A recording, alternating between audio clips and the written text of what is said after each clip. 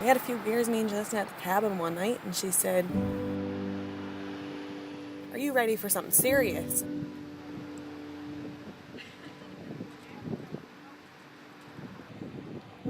And I said, "Well, yeah, I'd like to find a nice man someday."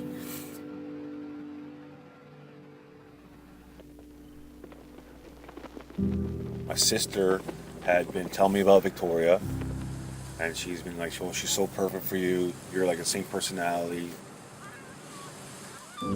For a couple of years, I was being told, like, you would be so good for my brother Michael. And I always just kind of laughed it off. He's on the other side of the country. Like, you guys are crazy. She kept being persistent, and I said, "Okay, I'll talk to her."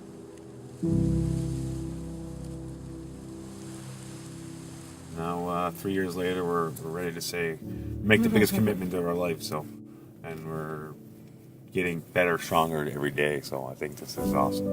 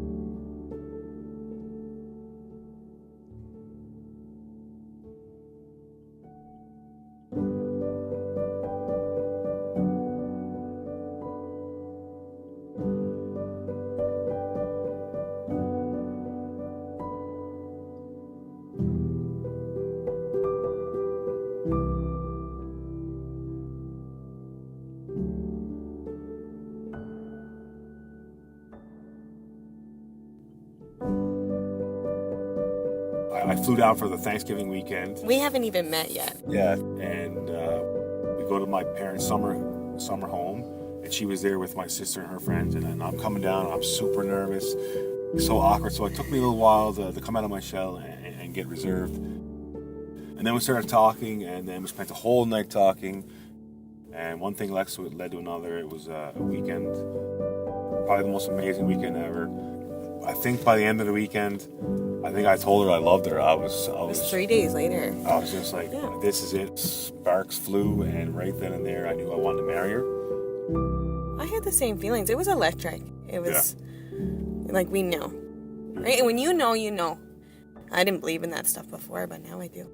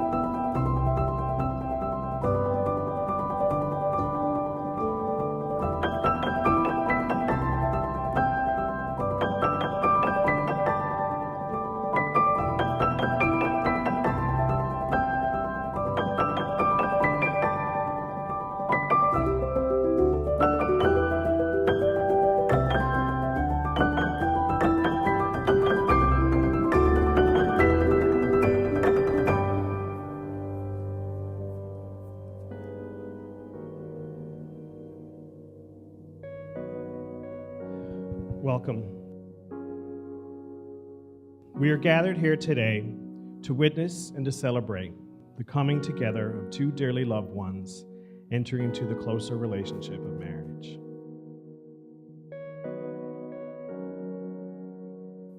We have come to join Michael and Victoria and to be with them in the making of this important commitment, the essence of which is taking of another in their entirety as lover, companion, and friend. This is something beyond the warmth and glow of romance. It is caring as much about the welfare and happiness of your life partner as your own. For real love is not total absorption in each other, it is going out into the world in the same direction together. So we all celebrate with you today the love that you've discovered and support your decision to commit yourselves to each other for the rest of your lives.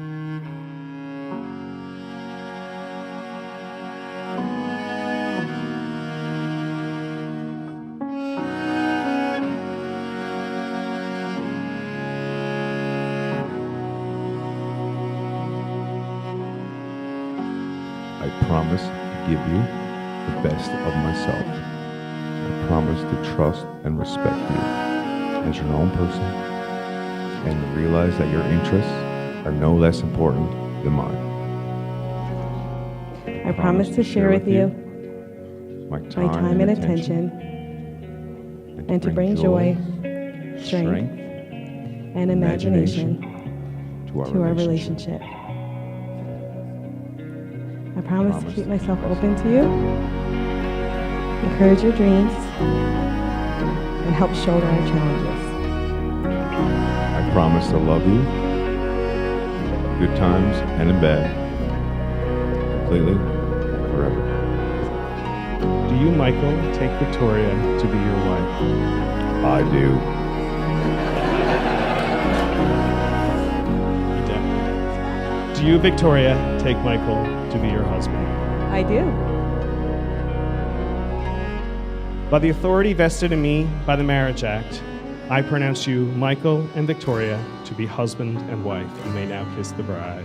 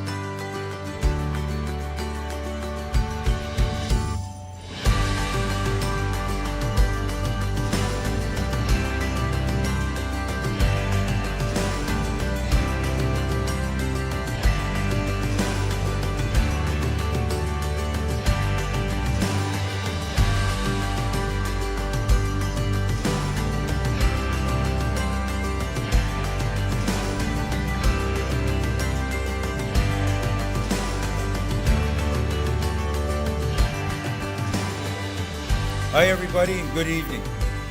My name is John Orban and I'm an elder.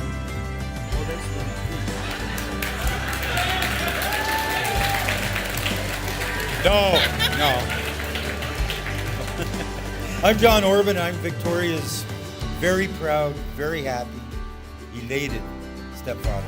And on behalf of Joy, Victoria's mom, and Victoria's brother, Morgan, we welcome everyone here to celebrate this very special occasion, Michael and Victoria's wedding. What a day. Also, we take this opportunity to welcome Mike in becoming a member of our family. But enough of that. What we want is babies. Lots of babies. Grandchildren. Hope everybody's having a good time tonight. And I'd like to thank Mike and Vic and their families for putting all this together. And once again for John and Joy for raising such a beautiful daughter in Victoria. And, thank Gail and Larry for trying their best. Right? You did what you could, guys. I mean, I love them. I love them anyway. You do the best with the tools you're given, right? That's it. Yeah. Okay, good enough. I remember the first time I introduced her to my Aunt Gail, she turned around to me and said these exact words. "Oh my God, I just had a vision. I just seen Michael's the wife." We all laughed and let the years roll on by us. Now look where we are. Still borderline wondering if my Aunt Gail's a psychic or not. Vic really is my Thelma to my Louise, and even though we live miles apart, I know I could call any time and she would be there. These kind of friendships are super hard to come by. You truly look absolutely stunning today, just how I pictured you, like a real-life magazine bride. And I know your dad is here and looking down on you and is so proud of you and happy for you over the beautiful life you have started with Mikey. I'd like to raise a glass to the new bride and groom. May your love be modern enough to survive the times, but old-fashioned enough to last forever. Love you guys. My son has called me on the odd occasion and said, "Mom, how do you know?"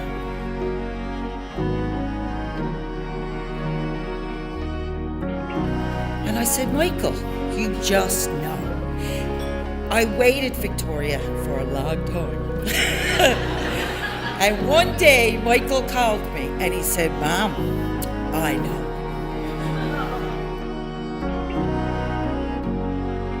I remember when Michael was born, I was so proud to be the father of that baby boy. I remember when Michael was playing hockey and the time we spent together, I was proud to be the father of that teenage boy. Today, I'm proud to be the father of the man I see here, starting a family of his own and setting out on a great adventure with his beautiful new wife, Victoria. So instead of offering advice today, I will make a request of you. I will ask you and Victoria to keep loving each other. Today, that is so very easy for you, and maybe it is hard to imagine otherwise, but sometimes life does get busy and difficult, and we get distracted from what's really important. Always remember that even in difficult times, simply keep loving each other, and your life will fall into place beautifully.